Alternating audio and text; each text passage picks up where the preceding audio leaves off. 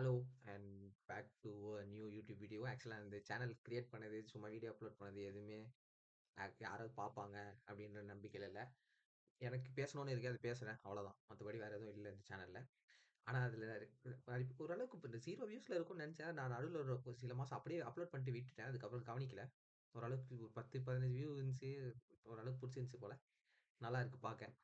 ரெண்டாவது சரி, இப்போ நான் இன்னைக்கு என்ன பேச வந்திருக்கேன் அப்படின்னா, சிராயா அப்படின்னு சொல்லிட்டு ஒரு டிவி சீரிஸ் பார்த்தேன். அந்த டிவி சீரிஸ் பார்க்குறதுக்கு முன்னாடியே அது ஒரு 2, 3 சீன் வந்து ட்விட்டர்ல இருக்கும்போது, ட்விட்டர்ல நான் மோஸ்ட்டா ஸ்போர்ட்ஸுக்கு யூஸ் பண்ணுவேன்.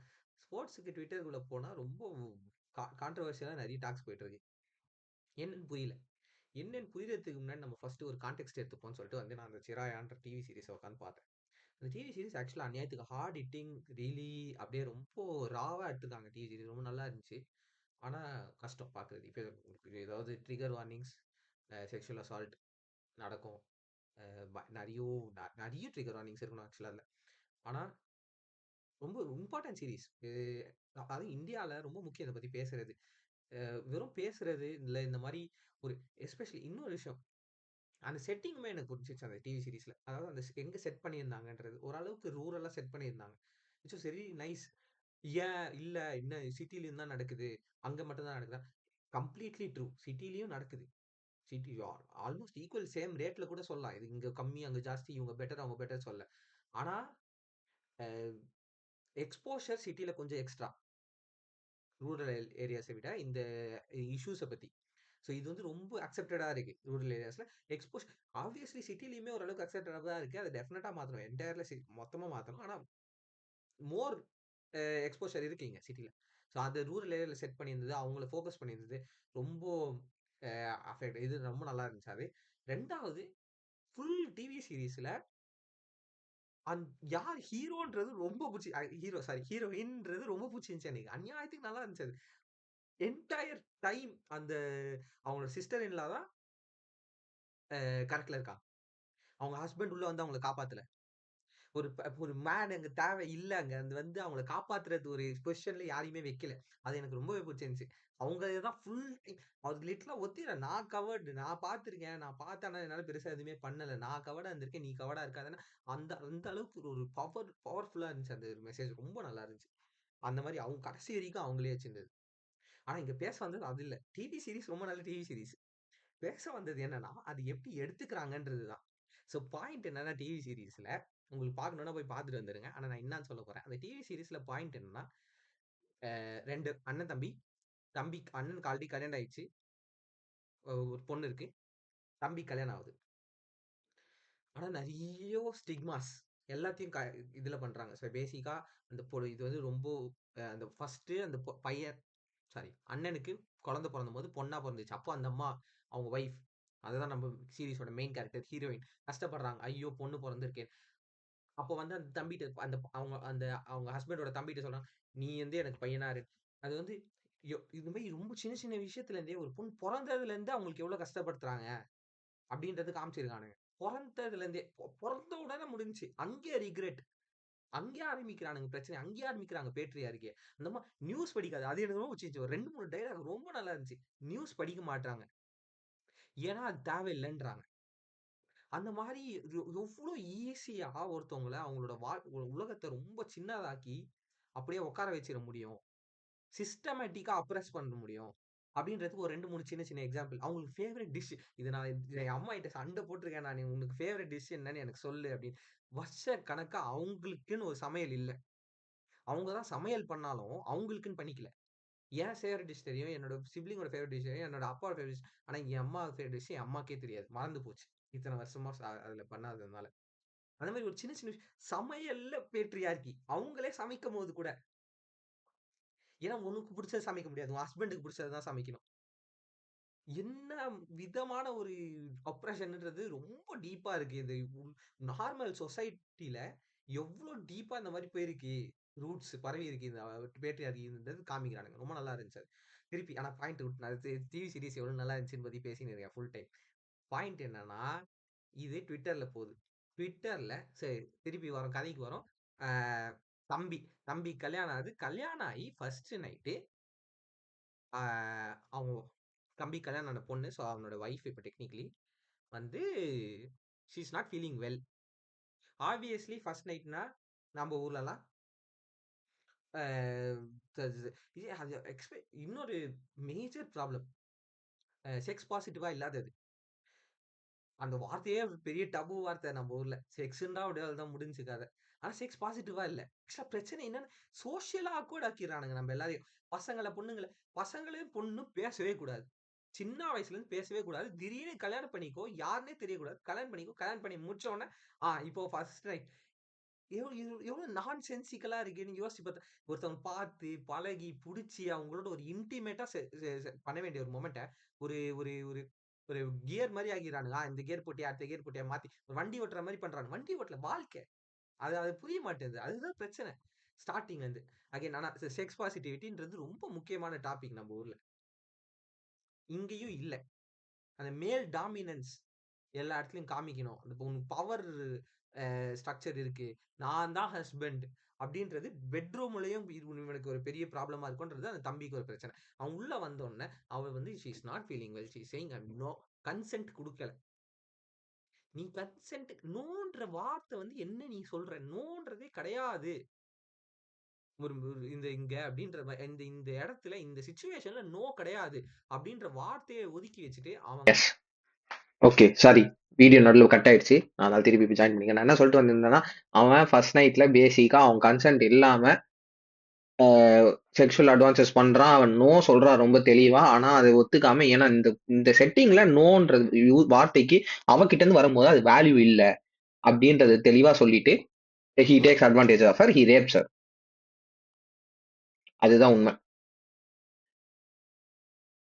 ஸோ வந்து அதுக்கப்புறம் ஆமா அது கொஞ்சம் அன்கம்ஃபர்டபுளான திங்ஸ் தான். ஃபர்ஸ்ட் ஃபிகர் நீங்க கொடுத்துட்டதுனால. ஆனா என்ன பிரச்சனைனா, ஸோ இதுதான் இது ஹேப்பன்ஸ் த்ரூ த சீரீஸ்.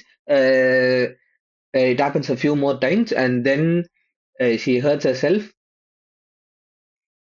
அவங்களுக்கு அவங்களே காயம் உருவாக்கிக்கினதுக்கு அப்புறமா அவங்களுக்கு அவங்களோட சிஸ்டர் இன் லாக்கு அதோட சீரியஸ்னஸ் புரிஞ்சு அதுக்கப்புறம் ஷி எஜுகேட் அந்த சிஸ்டர் அவங்க போய் கத்துக்கிறாங்க.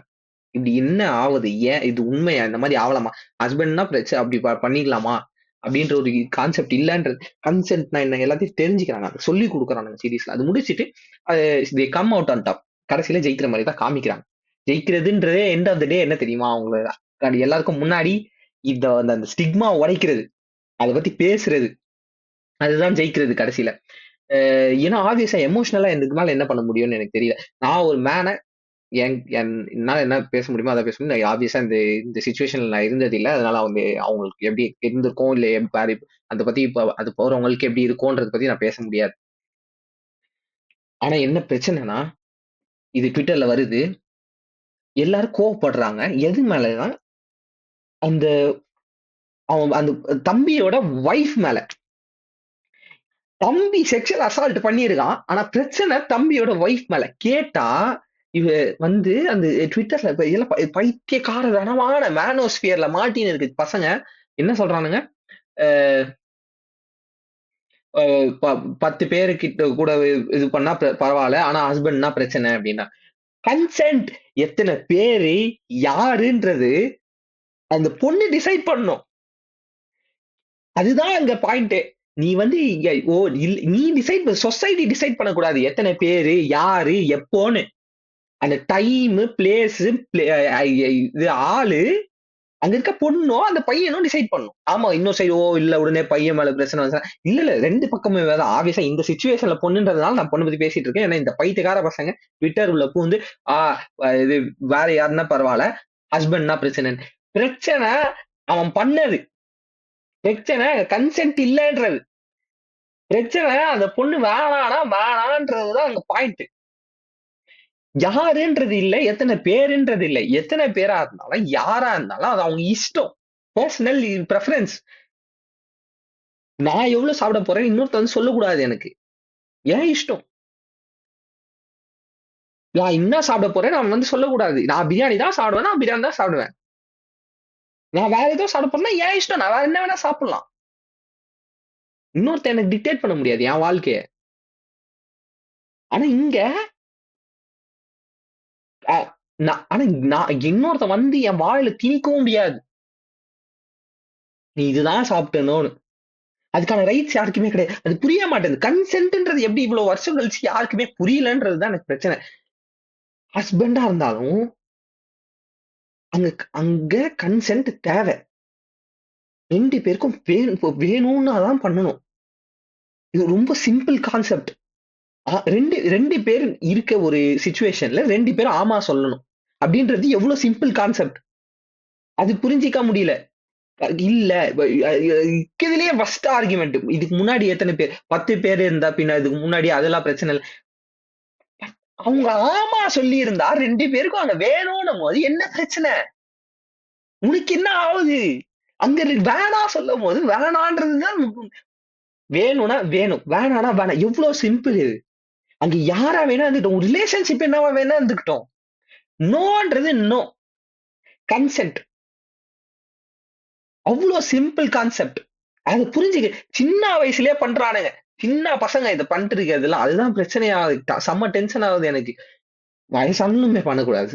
ரொம்ப கிளியரா எடுத்துக்கலாம். யாருமே பண்ணக்கூடாது. இந்த கான்செப்ட்ல கன்சென்ட்ன்றது ரொம்ப சிம்பிள். எல்லாருக்குமே புரியணும். அதுல ஆனா இருக்கிறதுலயே மோசமா இவனுங்க மேனோஸ்பியர்ல மாட்டின்னு இருக்கானுங்க. பவர் ஸ்ட்ரகிள் ஆயிட்டு இருக்குது. லைட்டா. உடனே ஃபெமினிஸ்ட் ஃபெமினிஸ்ட் ஃபெமினிஸ்ட் எவ்ளோ பெரிய பிரச்சனை எவ்ளோ சிம்பிளா பேசுறானுங்க இத பத்தின்றது ரொம்ப உண்மை இருக்கு. பயமா இருக்கு எனக்கு பார்க்க. இத்தனை பேருக்கு எவ்ளோ லைக்ஸ் வருது. இந்த மாதிரி ஒரு ட்வீட் பண்ணும்போது, ஓ 10 பேர்னா பிரச்சனை இல்ல. உனக்கு ஹஸ்பண்ட்னா பிரச்சனை. அந்த மாதிரி ஒரு ட்வீட்டுக்கு ஆயிரங்கள்ல 20,000 26,000 லைக்ஸ்ல உட்கார்ந்துருக்கு அந்த ட்வீட். எனக்கு ஒண்ணும் புரியல. 26,000 பேரு 26,000 பேரு அது 26,000 வெறும் 26,000 பேருன்னு அர்த்தம் இல்ல. அங்க இருக்க இம்ப்ரெஷன்ஸ்ல இந்தியன்ஸ் ட்விட்டர் யூஸ் பண்றது கம்மி. அதுல யூஸ் பண்றதுல இவ்ளோ percentage of people extremely high. அவ்வளவு லைக்ஸ் வருது. அவ்ளோ பேரு அது அந்த மாதிரி யோசிக்கிறாங்கன்றது ஆக்சுவலா பயமா இருக்கு எனக்கு. என்ன நினைச்சிட்டு இருக்கானுங்க? கன்சென்ட்ன்ற ஒரு சிம்பிள் கான்செப்ட் புரியலையா? இது பேசிக்கா ரேண்ட் தான் போல. இது இந்த ட்விட்டர் பார்த்துட்டு செம்ம டென்ஷன் ஆயிடுச்சு எனக்கு. கன்சென்ட் எப்படா புரிய மாட்டேங்குது. ஆமா, ஆமா. 2 பேர் இருக்காங்க. 2 பேரும் ஆமா சொல்லணும். 3 பேர் இருந்தா 3 பேரும் ஆமா சொல்லணும். அவ்வளோ சிம்பிள். எத்தனை பேர் இருக்காங்களோ அவ்வளோ எல்லாரும் ஆமா சொல்லணும். அவ்வளோ நடுவுல திடீர்னு வேணாம்னா வேணாம். அதுவும் இருக்கு. நீ ஆமா சொல்லிட்டதுனால எல்லாம் இதுவாயிடாது. நடுவுல வேணாம்னாலும் நடுவுல வேணாம். அவ்வளவுதான். ரொம்ப சிம்பிள் கன்செப்ட். நான் எஸ் சொல்லலாம். அதுக்கப்புறம் நோ சொல்லலாம். நோ சொன்னா முடிஞ்சு கதை. திருப்பி எஸ் சொல்லலாம். ஏன் இஷ்டம். அங்க இருக்கிறவங்க இஷ்டம். அதுக்கு நீ அவங்களோட ரிலேஷன்ஷிப் வச்சு நீ ஃபோர்ஸ் பண்ண முடியாது யாரையுமே. அது எப்படி புரிய மாட்டேங்குது. தயவு செஞ்சு புரிஞ்சுக்கோங்க. கன்சென்ட்னா என்னன்னு தெரிஞ்சுக்கோங்க. அவ்வளவுதான் இன்னைக்கு வீடியோ. பை.